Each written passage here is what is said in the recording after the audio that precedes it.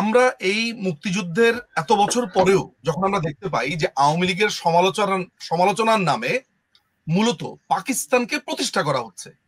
আজকে তো এমন হওয়ার কথা ছিল না আপা, যে বাংলাদেশে আমাদেরকে এটা নিয়ে চিন্তা করতে হবে যে রাজাকার আলবদর যারা মুক্তিযুদ্ধের সময় চরম ফেসিস্ট একটা জান্তা সরকারের পক্ষে ছিল, লক্ষ লক্ষ মানুষের খুনের সাথে জড়িত ছিল, তারা বিভিন্ন বাহিনী শুধুমাত্র সমর্থন করেছে বলে তারা পার পেতে চায়, সেই জামাত শিবির বা সেই সময়ের ছাত্র সংঘ, তারা আল বদর, আল শামস, শান্তি কমিটি নামে বিভিন্ন রকমের গ্রুপ উপগ্রুপ করেছে, শাহিন ফৌজ, সেই লোকগুলো আজকে আমাদেরকে মুক্তিযুদ্ধের বয়ান দিচ্ছে। আজকে সেই লোকগুলো বাংলাদেশকে দখল করে আছে।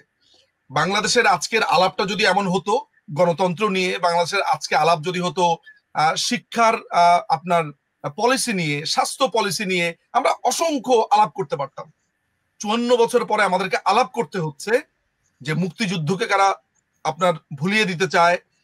এত শহীদের রক্তের মধ্য দিয়ে এই সংবিধান এসেছে, কি পরিমাণ ধূর্ত চিন্তা করে দেখেন, সেই সংবিধানকে তারা বলছে মুজিববাদ। আপনি গত 54 বছরে আপনার সেই 72-এর পর আপনি মুজিববাদ শব্দটা শুনেছেন। সেই সময় যুবলীগের সাথে বাংলাদেশের যে যুবলীগের যে অংশটা বা ছাত্রলীগের যে অংশটা দুপক্ষে বিভাজন হয়ে কেউ বৈজ্ঞানিক সমাজতন্ত্র, কেউ মুজিববাদের কথা বলেছে।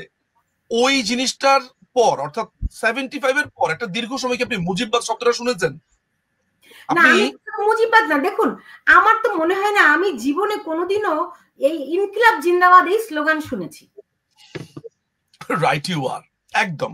আপনি জানেন যে শাহবাগের সামনে তারা স্লোগান দিচ্ছে, যেই ছেলেটি স্লোগান দিচ্ছে মোহাম্মদ ইশরাক নামে তার দলবল, যে মোল্লা তেরা খুন সে ইনকিলাব আয়া হ্যায়। হু ইজ দিস মোল্লা? মোল্লা হচ্ছে কাদের মোল্লা? যেই আরিফ জেবতিক ভাই, মানে উনারা তো তখন ফিল্ডে ছিলেন, আমি তো ওই সময় লন্ডনে ছিলাম, লন্ডনের গণজাগরণ মঞ্চের ওয়ান অফ দা কাজ করেছি আমি সেই সময়টাতে। আরিফ ভাইরা যেখানে দাঁড়িয়ে স্লোগান দিয়েছে রাজাকারের বাচ্চাদের বিরুদ্ধে, সেই গেটের সামনে দাঁড়িয়ে বলছে মোল্লা তেরা খুনছে। এটার অনুরোধ কি? যে মোল্লার রক্তের মধ্য দিয়ে আন্দোলন এসেছে। ইনকিলাব মানে আন্দোলন, তাই না? এখন আমার কথা হচ্ছে এই ইনকিলাব জিন্দাবাদ এগুলো তো আমরা শুনেছি পাকিস্তানি আমলে।